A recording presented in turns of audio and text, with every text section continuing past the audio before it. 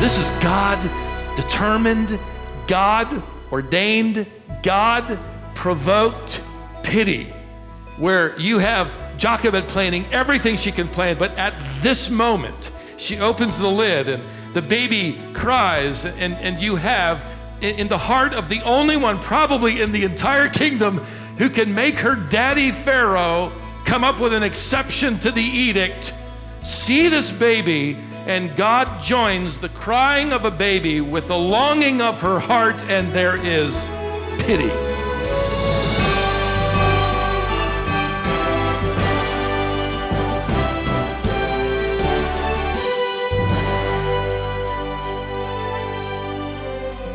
Welcome to Wisdom for the Heart with Stephen Davey. Do the names Hezekiah or Jephthah or Ehud sound familiar to you? What do you know about them? If you had to write a list of the important people of the Old Testament, these names probably wouldn't be on it. Today, Stephen begins a series in which he dusts off a few of the most impactful yet overlooked stories in the Old Testament. As he does, you'll learn some valuable lessons about God's grace and goodness. Today, we go to the banks of the Nile River and meet three brave women. Moses takes center stage in the drama of Exodus, but were it not for these women, he would have never made it past infancy. This message is called Faith on the Banks of the Nile. If you traveled back to Egypt a few thousand years, the person who mattered most would be this arrogant, cruel warrior, newly crowned Pharaoh who was commanding a vast empire. For nearly 350 years, he had been helped. He had enjoyed the benefits of free labor, a race of people subjugated into cruel slavery. He had inherited them from his forefathers. Ask anybody in the world, and they would tell you who mattered most, and they would be able to tell you who mattered least, who didn't matter at all. And I'll tell you who certainly wouldn't have mattered, and what would not have mattered at all. It would be the fact that in a slave hut near the banks of the Nile, a woman would give birth to a baby boy, a woman whose name many of us may not remember, but she actually mattered most. In this series of sermons I've entitled Forgotten Lives, Remembered Truths, I want to take a look at a woman who's overshadowed by the events of her world, and in fact, she's overpowered by the circumstances of her life. She's completely helpless, yet she is completely dependent upon God, and that will change the history of the world as we know it. The truth of the matter is Moses would have never been introduced or known, or let alone be alive, if it were not for her courage along with her husband. However, the focus of Scripture tends to point toward her. More than likely, he is away doing hard labor. Her name is Jochebed, and I introduce this text to you for our exploration. Would you turn to the book of Exodus? Now, by the time you get to the end of chapter 1, and many of you who are old enough in the faith probably have read this, and you know, so I'll just quickly touch down. Pharaoh is terrified that the Jewish people are multiplying faster than rabbits, certainly faster than the Egyptians. So chapter 1 ends with this rather cruel edict. Look at verse 22. Then Pharaoh commanded all his people, that is the entire empire, saying, every son who is born you are to cast into the Nile. This is the son among the Hebrews, by the way. And every daughter you are to keep alive. Now, before we dive into perhaps what we know and try to pull some things out that we may have missed, there's a larger context to understand here that I think we do miss. What you've just read is one of Satan's earliest attempts to void the prophetic promise of God in a number of ways. Certainly the promise of a coming Messiah. He's going to eventually, or at least here, try to stamp out the Hebrews. He's going to short-circuit the prophecy of a coming Messiah who will come from the Hebrew people. So this is Satan behind the scenes manipulating this. Now, Satan doesn't know the future any more than we do, other than what the Bible has revealed. But you can be certain that he is a careful student of Scripture, especially prophecy. And there's a prophecy that we miss in this that's actually about to come to pass. It's a prophecy delivered by God to Abraham, if you went back, and we won't for the sake of time. But you might write into the margin, right next to verse 22 in Exodus chapter 1, the reference, Genesis 15, verse 13. That prophecy tells us, God delivers to Abraham the news that this people that will come from him will be enslaved for 4 generations, about 400 years, a little more. But then they will be released from their slavery and they will come out prospering. So Satan has his calculator out, and he knows that it's going to be in the next few years, more than likely, that a baby boy who will lead the people out is going to be born. It'll be the 4th generation. Moses is the 4th generation. In fact, these babies born in Egypt around this time represent the 4th generation. 350 years have gone by, and Satan's alarm clock is ringing. So you need to understand that behind this edict is a bigger picture. There is the prince of darkness. There's more than the paranoia and the cruelty and the greed of Pharaoh. You have the prince of darkness manipulating, suggesting, impressing, leading this emperor and his counselors to make a decree that will effectively bring God's promise to naught and stop this prophecy of a deliverer. All right, now with that in mind, let's go to chapter 2 and verse 1. Now a man from the house of Levi went and married a daughter of Levi, that is, they belonged to the same tribe. And the woman conceived and bore a son. Stop for a moment. Like so much of the narrative in the Bible, the main point is the main point and you're driven to it quickly, and other points are left out, you find out later. I want to tell you here at this point that you discover a little later, it's actually chapter 6, that Moses isn't the firstborn. This might lead you to believe that or think that. He isn't. There's a 3-year-old boy running around that slave hut by the name of Aaron, and there's a 7-year-old sister who's going to be a big help to mommy, and her name is Miriam. Verse 2, and the woman conceived and bore a son. And when she saw that he was beautiful, she hid him. Jochebed delivers actually another son. Now you have this edict that all male babies are to be thrown into the Nile, which means that when Aaron was born, the edict hadn't been delivered. Pharaoh wants to slow down the population explosion, lest the Hebrews mount an army. The larger picture is Satan wants to overturn the prophecy of God. When this baby boy is born to these slave parents, we know now what should have been a time of celebration is a time of desperation. Now we're told that he's beautiful. Every mother thinks their son is. We're given a little hint at what this means in Stephen's sermon in Acts 7, and for the sake of time, I'll just tell you that you can loosely translate this, that he was no ordinary child. In fact, Stephen adds this interesting phrase, at his birth, Moses was lovely unto the Lord. So we obviously don't have all of the story here, but something supernatural happened. Something revelatory occurred to tell Jochebed this boy is unique to God in a special sense, marked out for God. In fact, Josephus, the first century Jewish historian, passes along a tradition that a dream from God was given to Amram that Moses would become the deliverer.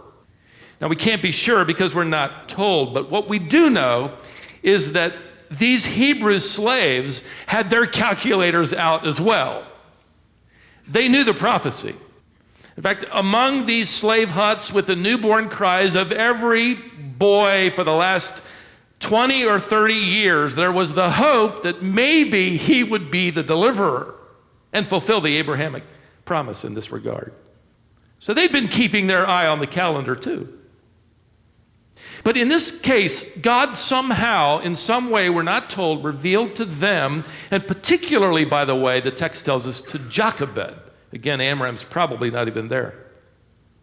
She receives some sort of sign that this child has a special destiny before God. He is lovely unto God. And so it says here, did you notice? So she hid him. She hid him. When Amram came home, she no doubt told him what had happened, whatever this revelation was. They marveled, no doubt, and conspired to hide him. Now, the problem here is that we pass over this too quickly and I think miss what was taking place. There is no basement in this hut. There is no attic. There is no back bedroom. What's really happening here? They can't hide the fact that they have a newborn baby, but they can keep its identity concealed, covered up. Yes, they obviously have a newborn, but notice they're not throwing him into the Nile, so it must be a girl. And isn't she lovely? Sounds like a song for just a moment there. By the way, when you see a newborn, you don't know if it's a baby girl or a baby boy, do you? I wonder if over time people noticed how she would change the subject when it focused on her baby. It'd be so easy to slip and say him rather than her. And if you've noticed it, there is no name given to him for 3 months. Can you add to that the horror, if you can imagine it, of Jochebed and Amram grieving with other families as their newborn sons are ripped from their arms and thrown into the Nile? We don't know if neighbors have become suspicious. All we're told is at the end of 3 months, they can't hide them. They can't conceal this. We don't know why. Did little Aaron blurt it out to a cousin? Did Miriam tell a friend? A neighbor? We're not told. But we're just informed in verse 3 that she can't conceal his identity, is the idea, any longer. But listen, don't think for a moment they haven't been planning. They have been planning what to do. Let me show you. Verse 3, when she could hide him no longer, she got him a wicker basket that's made out of interwoven papyrus stalks and covered it with tar and pitch. Tar would have kept the vessel waterproof. Pitch was a substance made from a plant that the Egyptians had discovered much earlier that would repel crocodiles. Now notice verse 3. Again, she put the child into it and set it among the reeds by the bank of the Nile, and his sister stood at a distance to find out what would happen to him. And the daughter of Pharaoh came down to bathe at the Nile with her maidens walking alongside the Nile. And she saw the basket among the reeds and sent her maid, and she brought it to her. Now, if there's a phrase to underscore, it's this phrase, she set it among the reeds. And there goes a mother now to set her baby among the reeds. Well, this is much more than a coincidence, beloved. She's chosen this place. She didn't just, get the basket out and push it out into the current and say, well, I've done everything I can do. God, it's all up to you now. Well, perhaps that may have been her only option, but hardly. What you have here is a well thought out plan. She's been thinking over it for months. While she's going to leave the ultimate result to God, because God's going to have to do some things that only God can do, she is going to do everything she possibly can. And she knows that at a certain time, at a certain place, this princess is going to come and bathe. And Jochebed has the basket placed in the reeds at that very spot. Now, for centuries, this particular daughter of Pharaoh, unnamed here in the text, has been known and passed along from one Jewish generation after another with several different names, two primary names, Thermusa and Bethia. Many believe her name was changed a little later on from Thermusa to Bethia. What you need to understand, at least at this point, I'll say more about her in a moment, is that Bethia is not coming to the Nile with a washcloth and Dove soap to take a bath because it's Saturday night. That's not what she's doing here. Isn't that kind of bath like we'd think of a bath? In fact, the only people in this culture that bathed in the Nile to be clean were slaves. She lived in the palace. She didn't have to come to the Nile anyway to take a bath. She lived in incredible opulence and advancement, technological advancement unknown to most of her empire.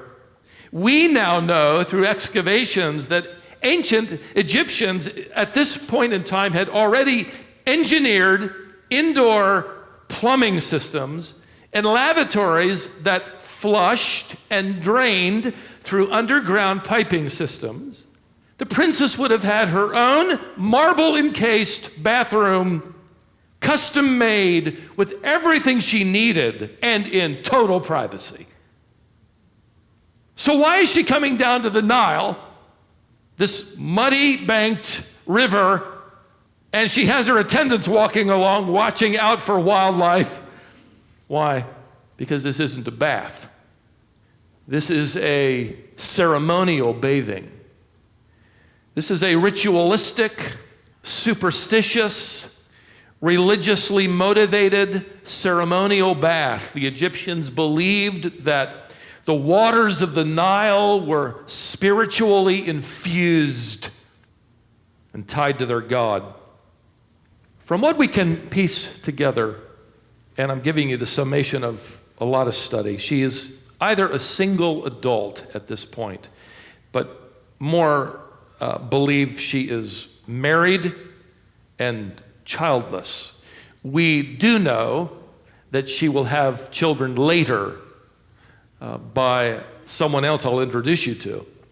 But we have every reason to believe that she is married and she wants a child, and so she is following the Egyptian superstitions that bring her down to the Nile, as was her custom, to this same location, hoping and longing and wishing for a baby of her own. Don't think for a moment that Jochebed doesn't know this. She set the basket among the reeds at the very spot where Bethia, the princess of Pharaoh, will arrive with longing in her heart. Maybe the God of the Nile will answer me. Verse 5. She saw the basket among the reeds and sent her maid, and she brought it to her. And when she opened it, she saw the child, and behold, the boy was crying. Evidently, the basket had a lid on it. She opens the lid. Behold, biblical way of saying, look, a boy inside, and the baby is crying. Miriam is waiting nearby. The next few verses tell us, and has placed this at just the right spot. She's planned at least this much. Miriam has a line memorized. Moses is in the basket at the right spot at the right time. I have no doubt that when she opened the lid, Moses is, a little baby boy is wearing his cutest outfit ever. See, after all, the narrative isn't really how clever she is. She is clever, but it's really God at work using her planning and her clever thought and honoring her faithfulness. What you have here, at the moment this lid is lifted, a baby crying, perhaps he's blinded by the sudden sunlight, we don't know. Somewhat fearful with his surroundings. And you watch, notice, and she had pity on him and said, this is one of the Hebrews' children. You've got to be kidding. Those two statements don't belong in the same sentence. This is one of the Hebrews' children, and she had pity on him. It should be, this is one of the Hebrews' children, let's throw him in the Nile. This is one of the Hebrews' children, and she had pity on him. This is treasonous.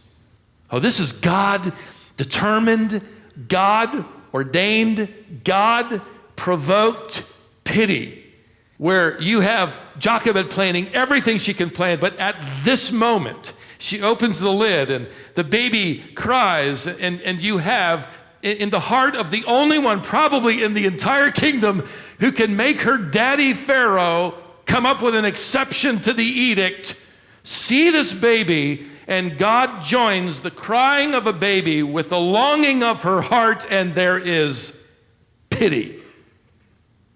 This is God at work.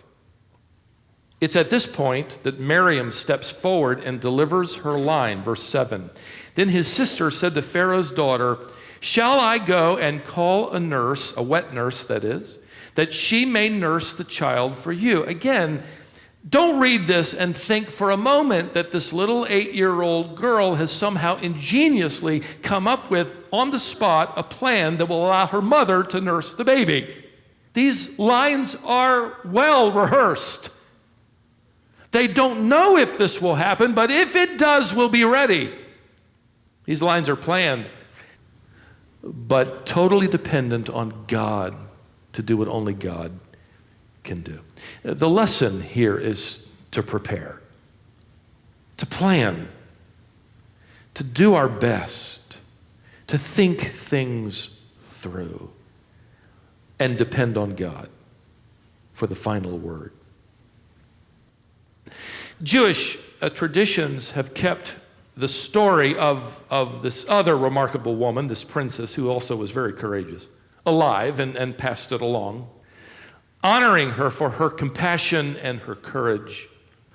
Her given name, as I mentioned, was Thermusa, but later changed to Bethia for a reason. Bethia means daughter of Jehovah. This princess is no doubt influenced by Moses, and after some 30 plus years, she chooses to belong to God as well. In the first book of Chronicles, chapter 4, it records the lineage of the Hebrews coming out of Egypt at the Exodus as Moses led them out. And you might want to turn there if you care to, but it's 1 Chronicles chapter 4 and verse 17 where you are given this stunning revelation. And these are the sons of Bethia, the daughter of Pharaoh, whom Mered took, or married. Mered is a Jewish, he's Hebrew. When the Exodus occurs and the people leave Egypt, guess who is among them? This princess. And she marries a Hebrew man by the name of Mered, and these are the names of her sons. She has two of them, Shammai and Ishba. These are the sons of Bethia, the daughter of Pharaoh, whom Mered took to his wife, or to be his wife. Their names are Shammai and Ishba. That's not all. If you haven't turned, just listen. We're given not only the names of her sons, which is accurate and ordinary and normal in a genealogical record. We're never given the names of women or daughters, only ever so rarely, as in Matthew 1. But in this case, we're given the name of her firstborn, which just so happens to be a baby girl. Verse 17 tells us that she names her daughter Miriam. I love that. Maybe in honor of the fact that it was Miriam's scripted lines that introduced her to a faithful mother and father and a little boy who will grow up and never forget who he was. All of this divinely orchestrated by God to checkmate once again Satan's murderous plans to exterminate the Jewish nation. This Pharaoh won't be the last.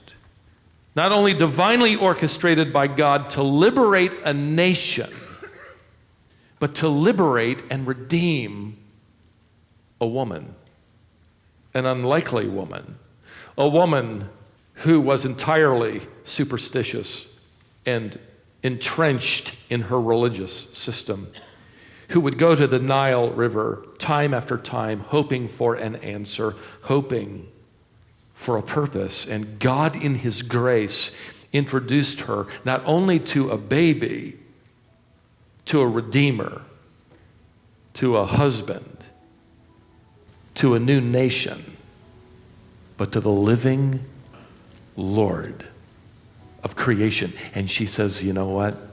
I'm going to change my name in this Exodus. I am now the daughter of Jehovah. Don't you just love that? You just can't make that up, right? God in his grace. By the way, don't ever underestimate the power of one little line that you might deliver in someone's life. You might think it's not all that great, and it faltered a bit. You didn't have it memorized down just pat. So, don't ever underestimate that. Don't underestimate what God has in store for his children who trust him. Don't underestimate the grace of God to change superstitious, religious, ritualistic, pagan, despairing, hopeless creatures and turning them into forgiven, redeemed, new creations who are added to his people and who will, with us, sing one day what we have sung today of his wonderful, marvelous grace.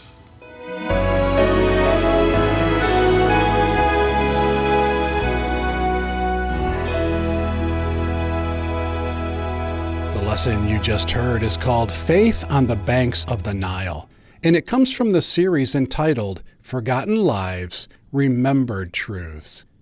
In addition to today, Stephen's going to spend the next 5 lessons looking at some Old Testament characters who might be a little obscure, but their lives are a powerful example for us. This is Wisdom for the Heart with Stephen Davey. We'd love to hear how our teaching ministry has helped you grow in your faith. Do you have a story or testimony to share? We'd love to hear your experience. If you have a comment, question, or need more information, you can email us at info@wisdomonline.org. We're also available by phone at 866-48-BIBLE or 866-482-4253. And our office hours are weekdays from 8:30 a.m. to 4 o'clock p.m. Eastern Time. If you prefer to write, our mailing address is Wisdom International, P.O. Box 37297, Raleigh, North Carolina 27627. We're eager to connect with you whichever way works best. I'm Scott Wiley, and for Stephen and the Wisdom International team, I thank you for listening. Join us next time to discover more wisdom for the heart.